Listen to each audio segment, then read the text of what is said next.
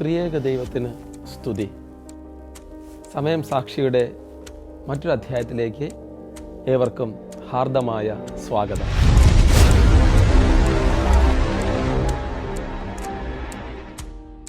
അറിവിൻ്റെയും കാരുണ്യത്തിൻ്റെയും വിപ്ലവ നായിക എന്നറിയപ്പെടുന്ന ഒരു വനിതയുണ്ട്, പണ്ഡിത രമാഭായ്. അറിവ് നിഷേധിക്കപ്പെട്ട ഒരു കാലഘട്ടത്തിൽ അക്ഷരങ്ങളെ ആയുധമാക്കി സാമൂഹിക തിന്മകളോട് പൊരുതിയ ഒരു വനിത. ജാതിയുടെയും ലിംഗഭേദത്തിൻ്റെയും ചങ്ങലകൾ തകർത്തെറിഞ്ഞ് ആരുമില്ലാത്ത സ്ത്രീകൾക്കായി തൻ്റെ ജീവിതം സമർപ്പിച്ചവൾ. ഭാരത ചരിത്രം പണ്ഡിത എന്ന ആദര പേര് നൽകി വിളിക്കുന്ന രമാഭായ്, സരസ്വതി.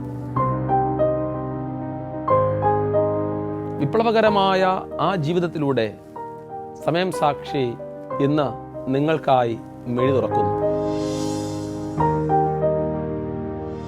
1858 മഹാരാഷ്ട്രയിലെ കാടുകൾക്കിടയിലുള്ള ഒരു ചെറിയ ഗ്രാമത്തിലാണ് രമാഭായ് ജനിക്കുന്നത്. അക്കാലത്ത് സ്ത്രീകൾക്ക് വിദ്യാഭ്യാസം നൽകുന്നത് വലിയ പാപമായിട്ടാണ് കരുതി പോന്നിരുന്നത്. എന്നാൽ രമാഭായിയുടെ പിതാവായ അനന്തശാസ്ത്രി ഡോങ്ക്രെ ഒരു വിപ്ലവകാരിയായിരുന്നു. സ്വന്തം ഭാര്യയെയും മകളെയും ഒരുപാട് വെല്ലുവിളികളെ അതിജീവിച്ചുകൊണ്ട് സംസ്കൃതവും പുരാണങ്ങളും പഠിപ്പിക്കുവാൻ അദ്ദേഹം തയ്യാറായി. ഇതിൻ്റെ പേരിൽ ആ കുടുംബത്തിന് വലിയ സാമൂഹിക ബഹിഷ്കരണം നേരിടേണ്ടി വന്നിട്ടുണ്ട്.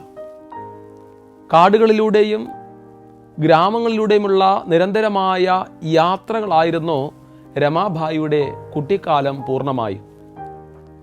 പട്ടിണിയും കഷ്ടപ്പാടും നിറഞ്ഞ ആ നാളുകളിലും അറിവ് സമ്പാദിക്കുവാനുള്ള ആവേശം കുഞ്ഞ് രമാഭായി കൈവിട്ടില്ല. തൻ്റെ പിതാവിൽ നിന്ന് രമാഭായി ആയിരക്കണക്കിന് സംസ്കൃത ശ്ലോകങ്ങൾ മനപാഠമാക്കി. ഭാരതത്തിൻ്റെ ഉൾനാടൻ ഗ്രാമങ്ങളിലെ സ്ത്രീകളുടെ ദയനീയ അവസ്ഥ അവൾ തൻ്റെ യാത്രകളിലൂടെ നേരിട്ട് കാണുകയായിരുന്നു. തീക്ഷ്ണമായ ആ കാലഘട്ടത്തിൽ രമാഭായിക്ക് തൻ്റെ മാതാപിതാക്കളെയും സഹോദരിയെയും നഷ്ടപ്പെട്ടു. ക്ഷാമവും രോഗങ്ങളും ആ കുടുംബത്തെ വല്ലാതെ വേട്ടയാടി. ആരുമില്ലാത്ത അവസ്ഥയിലും രമാഭായി തളർന്നില്ല. തൻ്റെ ഉള്ളിലെ അറിവ് മറ്റുള്ളവർക്ക് പകർന്നു നൽകുവാൻ അവളിൽ ഒരു നിശ്ചയദാർഢ്യമുണ്ടായി. കൊൽക്കത്തയിലെ പണ്ഡിതന്മാർക്കിടയിൽ തൻ്റെ അറിവ് പ്രകടിപ്പിച്ചതോടെയാണ് അവൾക്ക് പണ്ഡിത, സരസ്വതി എന്നീ ബഹുമതികൾ ലഭിക്കുന്നത്. സ്ത്രീകളുടെ അവകാശങ്ങൾക്ക് വേണ്ടി ശബ്ദമുയർത്തുവാൻ രമാഭായി കൊൽക്കത്ത തിരഞ്ഞെടുത്തു. അവിടെ വച്ച് ജാതിയുടെ അതിർവരമ്പുകൾ ലംഘിച്ച് രമാഭായി ബിപിൻ ബിഹാരി എന്ന മറ്റൊരു ജാതിയിൽപ്പെട്ട വ്യക്തിയെ വിവാഹം കഴിച്ചു. അന്നത്തെ കാലത്ത് ഒരു ബ്രാഹ്മണ യുവതി മറ്റൊരു ജാതിയിലുള്ളയാളെ വിവാഹം കഴിക്കുന്നത് ചിന്തിക്കുവാൻ പോലും കഴിയാത്തൊരു കാലമാണ്. പ്രിയരെ, രമാഭായിയുടെ ഓരോ ചുവടും നിലവിലുള്ള തെറ്റായ വ്യവസ്ഥിതികൾക്കെതിരെയുള്ള പോരാട്ടം തന്നെയായിരുന്നു. തൻ്റെ വിവാഹം ഉൾപ്പെടെ. വിവാഹത്തിന് ശേഷം അധികം വൈകാതെ തൻ്റെ ഭർത്താവും അന്തരിച്ചു. കൊച്ചുമകൾ മനോരമയുമായി രമാഭായ് ഒറ്റപ്പെട്ടൊരു ജീവിതം നയിക്കാൻ തുടങ്ങി. എന്നാൽ തൻ്റെ സങ്കടങ്ങളിൽ തളർന്നിരിക്കുവാൻ രമാഭായ് തയ്യാറായിരുന്നില്ല. വിധവകളായ സ്ത്രീകളുടെയും അനാഥരായ പെൺകുട്ടികളുടെയും കണ്ണീരൊപ്പുവാൻ തൻ്റെ ജീവിതം സമർപ്പിക്കുവാൻ രമാഭായി തീരുമാനിച്ചു. പൂനെയിലേക്ക് താമസം മാറിയ രമാഭായി ആര്യ മഹിളാ സമാജ് സ്ഥാപിച്ചുകൊണ്ട് സാമൂഹിക പരിഷ്കരണത്തിന് തുടക്കമിട്ടു. ഭാരതത്തിലെ സ്ത്രീകളുടെ വിദ്യാഭ്യാസം മെച്ചപ്പെടുത്താതെ സമൂഹത്തിന് പുരോഗതി ഉണ്ടാകില്ല എന്ന് രമാഭായി പൂർണ്ണമായും വിശ്വസിച്ചിരുന്നു. സ്ത്രീ ഡോക്ടർമാരുടെ കുറവ് അക്കാലത്ത് വലിയ പ്രതിസന്ധി തന്നെയായിരുന്നു. ഇതിന് പരിഹാരമായി താൻ തന്നെ വൈദ്യശാസ്ത്രം പഠിക്കുവാൻ തീരുമാനിച്ചു. അതിനായി പെട്ടെന്ന് തന്നെ രമാഭായി ഇംഗ്ലണ്ടിലേക്ക് യാത്ര തിരിച്ചു. ഒരു ഇന്ത്യൻ വനിത അക്കാലത്ത് കടൽ കടന്നു പോകുന്നത് വലിയ വാർത്തയായി. ഇംഗ്ലണ്ടിലെ ജീവിതം രമാഭായിയുടെ ചിന്താഗതികളിൽ വലിയ മാറ്റം വരുത്തി. അവിടെ വെച്ചാണ് അവർ ക്രൈസ്തവ മിഷണറിമാരുടെ സേവന പ്രവർത്തനങ്ങളിൽ ആകൃഷ്ടയായി മാറുന്നത്. സ്നേഹവും സമത്വവും ആധാരമായ ക്രിസ്തുവിൻ്റെ ആശയങ്ങൾ തൻ്റെ പ്രവർത്തനങ്ങൾക്ക് കരുത്തേകുമെന്ന് രമാഭായി ആ സമയം മനസ്സിലാക്കി. അങ്ങനെ അവർ ക്രൈസ്തവ വിശ്വാസം സ്വീകരിക്കുകയും ചെയ്തു. പക്ഷെ തൻ്റെ ഭാരതീയ പശ്ചാത്തലവും വസ്ത്രധാരണവും അവൾ കൈവിട്ടില്ല, വിദേശത്തായിട്ടുകൂടി. പിന്നീട് രമാഭായി അമേരിക്കയിലേക്ക് പോയി. അവിടെ വച്ച് ഭാരതത്തിലെ ബാലവിധവകളുടെ ദയനീയ അവസ്ഥയെക്കുറിച്ച് സംസാരിച്ചു. The high cast Hindu woman എന്ന പുസ്തകം രമാഭായി അവിടെ വെച്ച് പ്രസിദ്ധീകരിക്കുകയുണ്ടായി. ഭാരതീയ സ്ത്രീകളുടെ കഷ്ടപ്പാടുകൾ ലോകത്തിന് മുൻപിൽ തുറന്നു കാട്ടിയ ആദ്യ പുസ്തകങ്ങളിൽ ഒന്നായിരുന്നു അത്. അമേരിക്കൻ ജനത രമാഭായിക്ക് വലിയ പിന്തുണയാണ് നൽകിയത്. അമേരിക്കയിൽ രമാഭായിയെ സഹായിക്കാൻ രമാഭായി അസോസിയേഷൻ എന്നൊരു സംഘടന പോലും രൂപീകരിക്കപ്പെടുകയുണ്ടായി. പാവപ്പെട്ട വിധവകൾക്കായി ഒരു വിദ്യാലയം തുടങ്ങുവാനുള്ള സാമ്പത്തിക സഹായം അവിടെ നിന്ന് രമാഭായിക്ക് ലഭിച്ചു. തൻ്റെ നാടിന് വേണ്ടി എന്ത് ചെയ്യാം എന്ന ചിന്ത മാത്രമായിരുന്നു രമാഭായിയുടെ മനസ്സിൽ. ആഗോളതലത്തിൽ തൻ്റെ ദൗത്യത്തിന് പിന്തുണ തേടിയ ആദ്യത്തെ ഇന്ത്യൻ വനിതകളിൽ ഒരാളായിരുന്നു പണ്ഡിത രമാഭായി. പിന്നീട് തിരികെ ഭാരതത്തിലെത്തിയ രമാഭായി പൂനെയിൽ ശാരദാ സദൻ എന്ന സ്ഥാപനം ആരംഭിച്ചു. വീടുകളിൽ നിന്ന് പുറത്താക്കപ്പെട്ട വിധവകൾക്കും അനാഥരായ പെൺകുട്ടികൾക്കും ഇവിടെ അഭയവും വിദ്യാഭ്യാസവും അവർ നൽകി. പ്രിയരെ, ഒരു വിദ്യാലയം എന്നതിലുപരി അത് സ്നേഹത്തിൻ്റെ ഒരു വലിയ കൂടാരമായിരുന്നു. അന്ധവിശ്വാസങ്ങളിൽ നിന്ന് സ്ത്രീകളെ വിമോചിപ്പിക്കുക എന്നതായിരുന്നു രമാഭായിയുടെ ആ കാലത്തിലെ പ്രധാന ലക്ഷ്യം. 1890കളുടെ അവസാനം മഹാരാഷ്ട്രയിലുണ്ടായ അതിഭീകരമായ ഒരു ക്ഷാമം രമാഭായിയെ തൻ്റെ പ്രവർത്തനങ്ങളെയും വല്ലാതെ വേദനിപ്പിച്ചു, ബാധിച്ചു. ആയിരക്കണക്കിന് സ്ത്രീകളും കുട്ടികളും പട്ടിണി കൊണ്ട് മരിച്ചൊരു കാലഘട്ടമായിരുന്നു അത്. രമാഭായി നേരിട്ട് ക്ഷാമബാധിത പ്രദേശങ്ങളിൽ ഇറങ്ങിച്ചെന്നു. പട്ടിണി കിടക്കുന്ന സ്ത്രീകളെയും അനാഥരായ കുട്ടികളെയും അവൾ തൻ്റെ കാളവണ്ടിയിൽ കയറ്റി പൂനെയിലേക്ക് കൊണ്ടുവന്നു. ഈ വലിയ ജനക്കൂട്ടത്തിന് താമസിക്കുവാൻ ഇടമില്ലാതെ വന്നപ്പോഴാണ് മുക്തി മിഷൻ എന്ന വലിയ പദ്ധതിക്ക് രമാഭായി തുടക്കമിടുന്നത്. പൂനെക്കടുത്ത് ഗേത്ഗാവിൽ ഏക്കറുകളോളം സ്ഥലം ഇതിനു വേണ്ടി അവർ വാങ്ങുകയുണ്ടായി. അവിടെ വലിയ പണിപ്പെട്ട് ഒരു വലിയ കോളനി തന്നെ രമാഭായി നിർമ്മിച്ചു. അവിടെ സ്ത്രീകൾക്ക് കൃഷിയും നെയ്ത്തും അച്ചടിയും ഉൾപ്പെടെയുള്ള തൊഴിൽ പരിശീലനങ്ങൾ രമാഭായി നൽകി വന്നു. സ്വന്തം കാലിൽ നിൽക്കുവാൻ സ്ത്രീകളെ അവർ പ്രാപ്തരാക്കി. മുക്തി മിഷൻ എന്നത് ഒരു വലിയ കുടുംബമായി മാറി. അവിടെ ജാതി വിവേചനം ഉണ്ടായിരുന്നില്ല. എല്ലാവരും ഒരുമിച്ച് ഭക്ഷണം കഴിച്ചു, ഒരുമിച്ച് അധ്വാനിച്ചു. അന്തസ്സോടെ ജീവിക്കുവാനുള്ള അവകാശം ഓരോ സ്ത്രീക്കും ഉണ്ട് എന്ന് രമാഭായി ആ മുക്തി മിഷനിലൂടെ തെളിയിച്ചുകൊണ്ടേയിരുന്നു. അന്ധരായവർക്ക് മാത്രമല്ല, ശാരീരിക വൈകല്യമുള്ളവർക്ക് വേണ്ടി പ്രത്യേക വിദ്യാലയങ്ങൾ രമാഭായി അവിടെ ആരംഭിച്ചു. അക്കാലത്ത് യാഥാസ്ഥിതികരായ പുരുഷന്മാർ രമാഭായിയെ വല്ലാതെ പ്രതിസന്ധിയിലാക്കി. ഒരു സ്ത്രീ ഇത്ര വലിയൊരു സ്ഥാപനം നടത്തുന്നത് അവർക്ക് സഹിക്കുവാനും അംഗീകരിക്കുവാനും കഴിഞ്ഞിട്ടുണ്ടായിരുന്നില്ല. മിഷണറി പ്രവർത്തനങ്ങൾ മതപരിവർത്തനത്തിന് വേണ്ടിയാണ് എന്ന് അവൾ ആരോപിച്ചു. എന്നാൽ രമാഭായി കുലുങ്ങിയില്ല. എൻ്റെ മതം സ്നേഹമാണ്, എൻ്റെ പ്രാർത്ഥന സേവനമാണ് എന്ന് രമാഭായി തൻ്റെ പ്രവൃത്തിയിലൂടെ അവർക്ക് മറുപടി നൽകി. മരണത്തെ മുഖാമുഖം കണ്ടു നിൽക്കുന്ന ആയിരക്കണക്കിന് ആളുകൾക്ക് മുക്തി മിഷൻ ഒരു ജീവശ്വാസമായി മാറി. വസൂരിയും പ്ലേഗും പോലുള്ള പകർച്ചവ്യാധികൾ പടർന്നു പിടിച്ചപ്പോൾ രമാബായി രോഗികളെ നേരിട്ട് ശുശ്രൂഷിച്ചത് അന്ന് വലിയ വാർത്തയായി. തൻ്റെ സ്വന്തം മക്കളെ പോലെ ഓരോ പെൺകുട്ടിയെയും രമാബായി സംരക്ഷിച്ചു.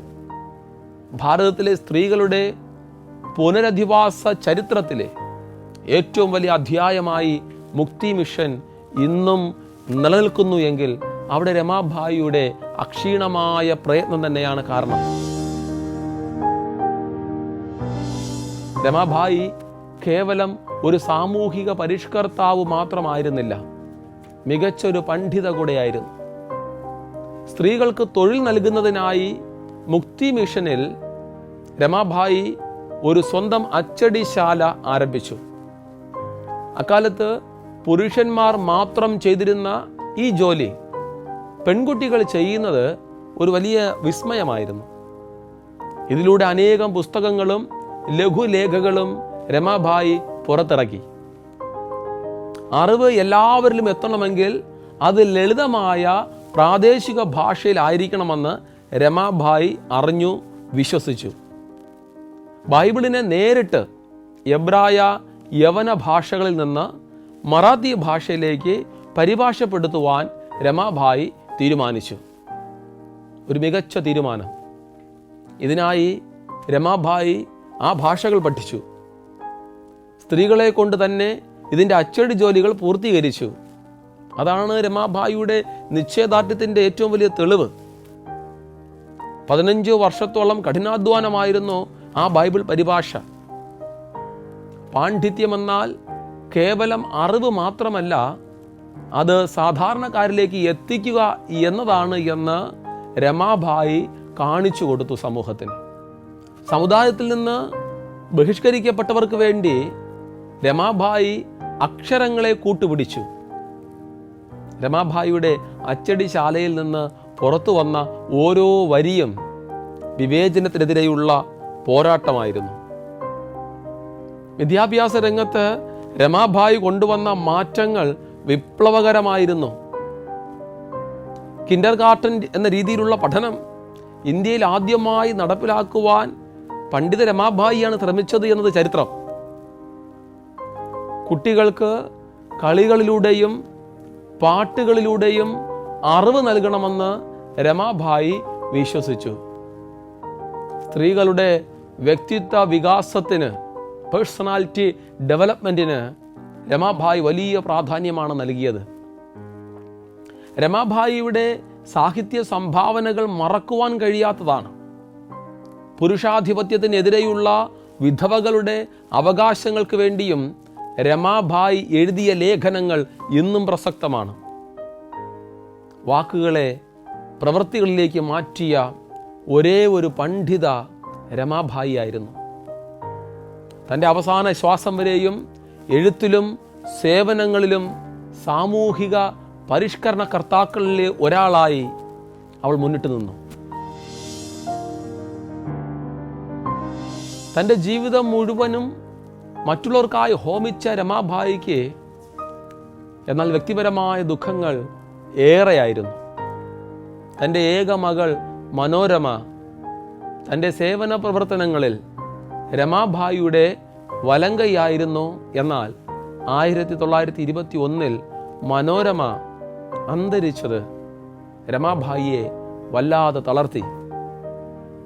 എന്നാൽ തൻ്റെ സ്വപ്നങ്ങൾ തുടരുവാൻ മകളുണ്ടാകുമെന്ന് കരുതിയ ആ അമ്മയ്ക്ക് അത് താങ്ങാവുന്നതിലും അധികമായിരുന്നു. മകളുടെ മരണശേഷവും രമാബായി തൻ്റെ പ്രവർത്തനങ്ങൾ നിർത്തിയില്ല. ശാരീരികമായി തളർന്നിരുന്നു എങ്കിലും മാനസികമായി രമാബായി കരുത്താർജിച്ചു. തൻ്റെ ബൈബിൾ പരിഭാഷ പൂർത്തിയാക്കുവാൻ രമാബായി രാവും പകലും അധ്വാനിച്ചു. തൻ്റെ വേദനകളെല്ലാം മറന്നു. ഒടുവിൽ ആ വലിയ ദൗത്യം പൂർത്തിയാക്കി ദിവസങ്ങൾക്കുള്ളിൽ 1922 ഏപ്രിൽ 5 പണ്ഡിത രമാബായി ഈ ലോകത്തോട് വിട പറഞ്ഞു. പ്രിയരെ, ഭാരതം ഒരു വലിയ വിപ്ലവകാരിയെയാണ് അന്ന് നഷ്ടപ്പെടുത്തിയത്. തൻ്റെ ജീവിതകാലത്ത് ഏകദേശം 2000-ഓളം സ്ത്രീകൾക്കും കുട്ടികൾക്കും നേരിട്ട് അഭയമാകുവാൻ രമാഭായിക്ക് കഴിഞ്ഞു. രമാഭായിയുടെ മുക്തി മിഷൻ ഇന്നും കേത്ഗാവിൽ സജീവമായി പ്രവർത്തിക്കുന്നുണ്ട്. ആയിരക്കണക്കിന് സ്ത്രീകളുടെ ജീവിതത്തിന് വെളിച്ചമേകിയ ആ ദീപം അണഞ്ഞു പോയിട്ടില്ല. ബ്രിട്ടീഷ് സർക്കാർ രമാഭായിക്ക് കൈസർ ഇ ഹിന്ദ് എന്ന മെഡൽ നൽകി ആദരിച്ചു. എന്നാൽ രമാഭായിക്ക് ലഭിച്ച ഏറ്റവും വലിയ പുരസ്കാരം അവർ ജീവിതത്തിലേക്ക് തിരികെ കൊണ്ടുവന്ന അനേകം പെൺകുട്ടികളുടെ സ്നേഹമായിരുന്നു. ജാതിയും മതവും നോക്കാതെ മനുഷ്യനെ മനുഷ്യനായി കണ്ട ആ സ്നേഹത്തിന് പകരം വയ്ക്കുവാൻ മറ്റൊന്നില്ല തന്നെ. ഇന്ന് നമ്മൾ അനുഭവിക്കുന്ന സ്ത്രീ സ്വാതന്ത്ര്യത്തിൻ്റെയും വിദ്യാഭ്യാസത്തിൻ്റെയും അടിത്തറ പാകിയവരിൽ ഒരാളാണ് പണ്ഡിത രമാഭായി.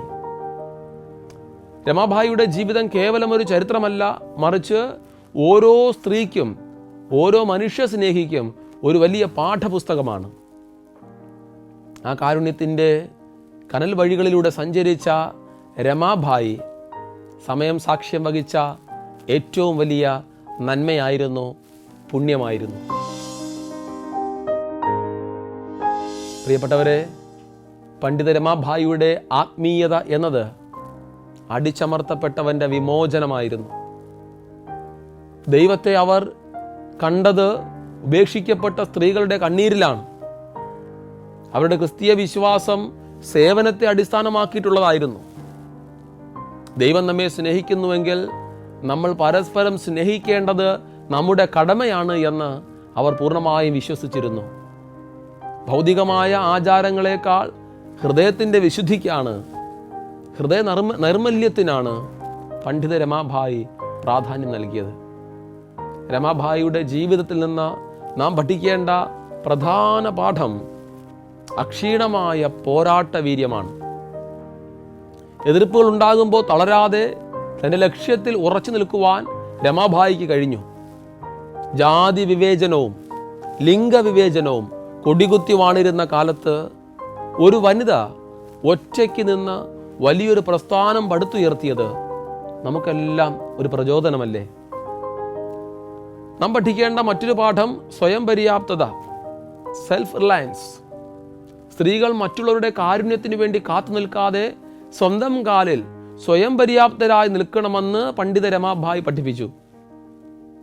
വിദ്യാഭ്യാസം തൊഴിലധിഷ്ഠിതമാകണമെന്ന് പൂർണ്ണമായും വിശ്വസിച്ചു, പഠിപ്പിച്ചു. ഇന്നത്തെ ലോകത്ത് സ്ത്രീ ശാക്തീകരണത്തെക്കുറിച്ച് സംസാരിക്കുമ്പോൾ രമാഭായിയുടെ ദർശനങ്ങൾക്ക് ഏറെ പ്രാധാന്യമുണ്ട്. നിരുപാധികമായ സ്നേഹം എന്നതാണ് രമാഭായിയുടെ ജീവിതം നൽകുന്ന പ്രധാന പാഠം.